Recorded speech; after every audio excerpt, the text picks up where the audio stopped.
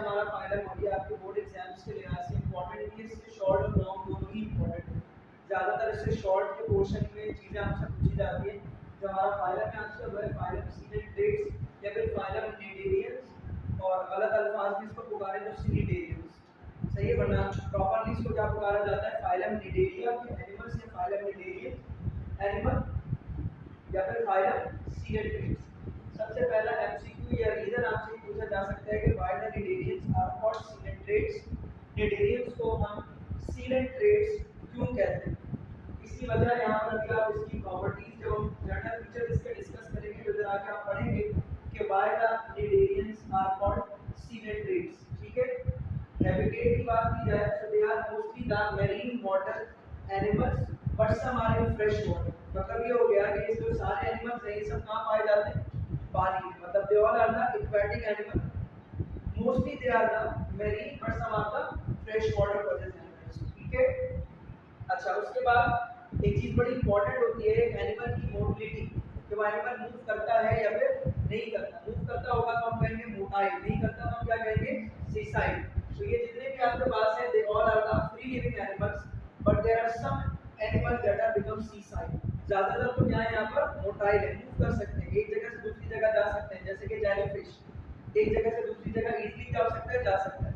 लेकिन कुछ क्या होते हैं, सीसाइल होते हैं, अपने सबस्ट्रेट के सबस्ट्रेटम के साथ अटैच्ड होते हैं, जैसे कि हाइड्रा। ठीक है, अच्छा इंपॉर्टेंट पार्ट इसका, इसकी जर्नल फीचर्स। सबसे पहले सेल की टाइप डिस्कस की जाती है किसी भी एनिमल की, कि वो प्रोकैरियोट है या फिर यूकैरियोट। यूकैरियोट्स और प्रोकैरियोट्स के लिहाज से अगर हम बात करें तो जितने भी आपके पास सीनेट्रेट एनिमल्स हैं they all are the eukaryotic and they all are multicellular. कोई एक भी ऑर्गेनिज्म ऐसा नहीं है जिसको आप यहाँ पर क्या बोले, they are the unicellular, they all are multicellular animal. और टिश्यू लेवल ऑर्गेनाइजेशन होगी कि नहीं देखते हैं आगे। Mostly they are the radially symmetrical, लेकिन उससे पहले पॉइंट लिखा हुआ है डिप्लोब्लास्ट। बेटा हम लोगों ने जर्म सेल लेयर में पढ़ा था कि अगर एनिमल की बॉडी में 3 जर्म सेल लेयर है, एक्टोडर्म, एंडोडर्म, मेसोडर्म, तो उसको हम कहते हैं डिप्लोब्लास्टिक एनिमल। लेकिन वो ऑर्गेनिज्म जिनकी बॉडी सिर्फ और सिर्फ 2 जर्म सेल लेयर पर कंसिस्ट है, एक्टोडर्म और एंडोडर्म, उसके बीच में क्या मौजूद होगा, मेसोग्लिया। ठीक है, मेसोग्लिया उसके बीच में क्या होगा, मौजूद होगा। तो दे आर द डिप्लोब्लास्टिक, मतलब जर्म सेल लेयर इसमें कितनी होगी, सिर्फ 2, number 1 ectoderm and number 2 endoderm, और उसके बीच में क्या होगा, मेसोग्लिया होगा। अब सिमेट्री की बात की जाए, मतलब बॉडी को जब कट किया जाएगा तो वो इक्वल हाफ्स में डिवाइड हो सकता भी है या नहीं हो सकता, और कैसे उसको कट किया जाए। मोस्टली ज्यादा रेडियली सिमेट्रिकल बट सम आता बायलैटरली सिमेट्रिकल। ज्यादातर तो क्या होता है रेडियली सिमेट्रिकल, लाइक अ केक, कहीं से भी कट कर दें आप, वो इक्वल एक्सिस में क्या हो सकता है, डिवाइड हो सकता है, इक्वल पार्ट में डिवाइड हो सकता है। केक को आप बीच से कट करें, इस तरीके से कट करें, क्रॉस पे कट करें, जहां से भी कट करेंगे वो 2 इक्वल पार्ट्स में क्या हो जाएगा, डिवाइड हो जाएगा। सही है, फॉर एग्जांपल जेलीफिश, कहीं से भी आप उसको क्या कर सकते हैं, कट कर सकते हैं। बट सम आता बायलैटरली सिमेट्रिकल, मतलब बिल्कुल सेंटर ऑफ द बॉडी से कट करेंगे तो वो इक्वल हाफ्स में डिवाइड होगा, अदरवाइज बॉडी में कहीं से भी आप कट करेंगे तो वो इक्वल हाफ्स में डिवाइड नहीं हो सकते हैं। बॉडी कैविटी जो इनके पास है, दैट इज गैस्ट्रोवेस्कुलर कैविटी, मतलब इनकी बॉडी के अंदर कैविटी है, खाली जगह है जहां पर डाइजेशन का फंक्शन परफॉर्म हो रहा है, और उस कैविटी को हम क्या बोलते हैं, सीलेंट्रॉन कहते हैं। क्या बोलते हैं बेटा, सीलेंट्रॉन। तो मैंने आपको कहा था कि आपसे एक रीजन आता है कि why the cnidarians are called coelenterates, या why the coelenterates are so called. Coelenterates का नाम क्यों रखा गया, ये निडेरियंस को सीलेंट्रेट्स क्यों कहते हैं, क्योंकि इनकी जो गैस्ट्रोवेस्कुलर कैविटी है, इस गैस्ट्रोवेस्कुलर कैविटी को हम क्या बोलते हैं, सीलेंट्रॉन कहते हैं। क्या कहते हैं, सीलेंट्रॉन। यहां देखिए आपके पास ये माउथ है, माउथ से फूड अंदर जाएगा, ये बकायदा मैंने कैविटी बनाई है, this is gastrovascular cavity, that is coelenteron. ये है माउथ, यहां से जो अंदर पूरी जगह खाली है, ये पूरी जगह क्या है, बेसिकली बेटा कैविटी है, दैट इज द सीलेंट्रॉन। तो gastrovascular cavity is called as coelenteron, that is why they are called coelenterates. Cnidocytes क्या होते हैं, इनके पास ये माउथ है, ठीक है, माउथ के अराउंड ये जो आपको फिंगर्स लाइक प्रोजेक्शंस की तरह के स्ट्रक्चर नजर आ रहा है, they are what, they are actually what, they are the tentacles। ये माउथ है, माउथ के सराउंडिंग में क्या मौजूद है, टेंटिकल्स मौजूद है। क्या मौजूद है बेटा, टेंटिकल्स। ये जो आपको स्ट्रक्चर नजर आ रहा है ना, finger like projection, they are basically the tentacles. ठीक है, ये क्या है बेटा, टेंटिकल्स।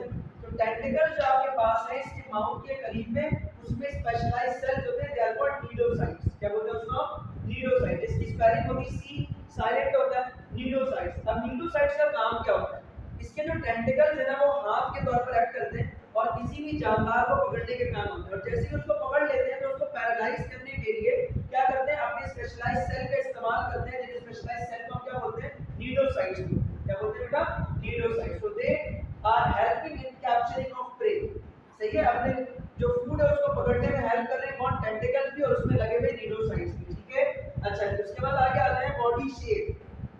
जितने भी आपके पास निडेरियंस हैं, मतलब सीलेंट्रेट के जितने भी एनिमल हैं, इनकी दो बॉडी शेप पूरी लाइफ साइकिल में आपको नजर आती है, और वो दो बॉडी शेप कौन सी होती है, पॉलिप और मेडुसा। मतलब पूरी जिंदगी में ये आपको दो शेप्स में नजर आए, number 1 polyp and number 2 Medusa. हम लोग जैसे पैदा होते हैं, बड़े होने तक हमारे दो हाथ, दो पैर, एक सर, एक धड़ ही रहते हैं।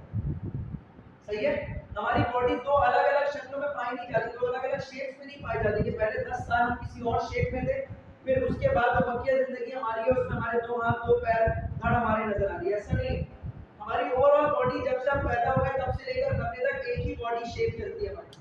लेकिन जितने भी डिटेरियंस हैं ये सब अपनी पूरी लाइफ साइकिल में दो शेप में आपको नजर आते हैं, नंबर 1 पॉलिप, नंबर 2 मेडुसा। समझ आई बात? रिप्रोडक्शन कैसी होती बेटा, दो तरह की रिप्रोडक्शन इसके अंदर हो सकती है, वो सेक्सुअल है, एसेक्सुअल मेथड। सेक्सुअल मेथड तो सिंपल है, गैमेट्स प्रोड्यूस होंगे और वो गैमेट्स निकल कर इनकी बॉडी से बाहर चले जाएंगे, और बॉडी से बाहर निकलने के बाद बॉर्डर पे जाके वो फ्यूज होंगे, जाइगोट बनेगा, फिर डेवलप होगा नया ऑर्गेनिज्म। एसेक्सुअल मेथड कौन सा, budding and regeneration method. Budding and regeneration का मतलब इनकी बॉडी का कोई पार्ट हट जाएगा जब, तो वहां पर क्या हो जाएगी, रीजनरेशन हो जाएगी, दोबारा से वो पार्ट डेवलप हो जाएगा। और बडिंग का मतलब अपनी बॉडी के ऊपर साइटोप्लाज्मिक पोर्शन को ये जमा करना शुरू करेगा, बकायदे एक पोर्शन बनाएंगे दैट इज कॉल्ड बड, जो कि उनकी बॉडी के साथ काफी अर्से तक अटैच होता है। वो अच्छा खासा बड़ा होगा, फिर इनकी बॉडी से गिर जाएगा सबस्ट्रेटम पर या पानी में, और वहां पर क्या होगा, वो ग्रो हो जाएगा किसके अंदर, नए ऑर्गेनिज्म के अंदर। सबसे इंपॉर्टेंट पार्ट इस पूरे फाइलम सीलेंट्रेट का that is alternation in generation. आपके पास पहला सवाल आता है जो शॉर्ट में अलग से पूछते हैं, जो 1 नंबर के लिए या 2 मार्क्स के लिए, explain the alternation in generation in the coelenterates cnidarians. ये अलग से बाकायदा सवाल आता है। अभी हमने कहा कि इनकी बॉडी किस फॉर्म में मिलेगी, आपको दो बॉडी शेप्स में मिलेगी, पॉलिप एंड मेडुसा। पूरी जिंदगी में दो शक्लों में पाए जाते हैं, नंबर 1 पॉलिप, नंबर 2 मेडुसा। ठीक है, वही लिखा हुआ है कि कुछ निडेरियंस अपनी लाइफ साइकिल के दौरान अल्टरनेट करते हैं अपने बॉडी शेप को दो तरह से, या दो मुख्तलिफ शेप्स में पूरी जिंदगी में आपको ये मिलेंगे, number 1 polyp and number 2 Medusa. जब भी पॉलिप होगा तो बेटा ये क्या होगा, हमेशा एसेक्सुअल होगा। क्या होगा, एसेक्सुअल होगा। ठीक है, तो polyp is called as asexual polyp, जिसका क्या काम है, वो प्रोड्यूस करता है male and female medusoid forms. मतलब पहले क्या होगा, पॉलिप, और पॉलिप से क्या प्रोड्यूस होगा, मेडुसा। समझ आई बात? मतलब कोई भी ऑर्गेनिज्म जो सीलेंट्रेट का है उसमें पहली जो उसकी बॉडी शेप होगी, वो बॉडी शेप कौन सी होगी बेटा, पॉलिप। बॉडी शेप कौन सी होगी, पॉलिप। पॉलिप क्या है, एसेक्सुअल, मतलब ये एसेक्सुअली तौर पर अपने पास से क्या करेगा, बडिंग करेगा या फिर रीजनरेशन करेगा, मतलब अपने आप को फिर तब्दील करेगा, किसके अंदर, प्रोड्यूस करता है पॉलिप अपने पास से किसको, फीमेल या फिर male medusa, which are the result of the sexual reproduction to form the zygote.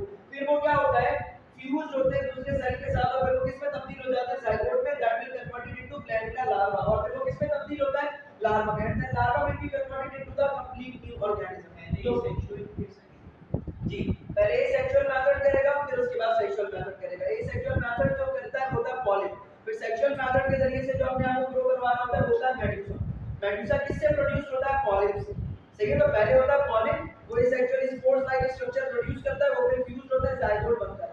तो जो जाइगोट बना रहा है वो क्या है, मेडुसॉइड फॉर्म, फिर वो किसमें कन्वर्ट होगा, लार्वा में, फिर कंप्लीट ऑर्गेनिज्म के अंदर। ठीक है, तो इसके लार्वा का क्या नाम है, ग्लैंडुलर लार्वा। एग्जांपल क्या इसमें हाइड्रा है, जेलीफिश और सी एनिमल आपके पास मौजूद है। ठीक है, अच्छा इवोल्यूशनरी अडैप्टेशन, मतलब जैसे जैसे ऑर्गेनिज्म की आप फाइलम मॉडिफाई बढ़ते चले जाएंगे और उसके अंदर हर नया नया जो प्रोसेस है, नई नई कैरेक्टरिस्टिक्स पर डेवलप होना शुरू होगी। तो इसमें डाइजेशन के लिए कौन सा डाइजेस्टिव सिस्टम है, अभी तक सेल लाइक डाइजेस्टिव सिस्टम है। रिस्पिरेशन इसकी कौन सी बेटा, कोई प्रॉपर ऑर्गन अभी तक डेवलप नहीं हुआ इनकी बॉडी में रिस्पिरेशन के लिए। एक्सक्रीशन, डिफ्यूजन के जरिए से इनकी बॉडी में एक्सक्रीशन होती है। बॉडी के अंदर जब पानी आता है, सही है, तो यहाँ अंदर की तरफ जो सेल्स मौजूद हैं वो डायरेक्टली अपना एक्सक्रीटरी प्रोडक्ट, अपने एक्सक्रीटरी गैसेस वगैरह उस पानी में शामिल कर देते हैं, और बाहर की तरफ जो एक्टोडर्म के सेल्स हैं वो बाहर समंदर का जब पानी उससे टकरा रहा होता है तो ये डायरेक्टली अपना एक्सक्रीटरी प्रोडक्ट डिफ्यूजन के जरिए से उस पानी में शामिल कर देते हैं। ठीक है,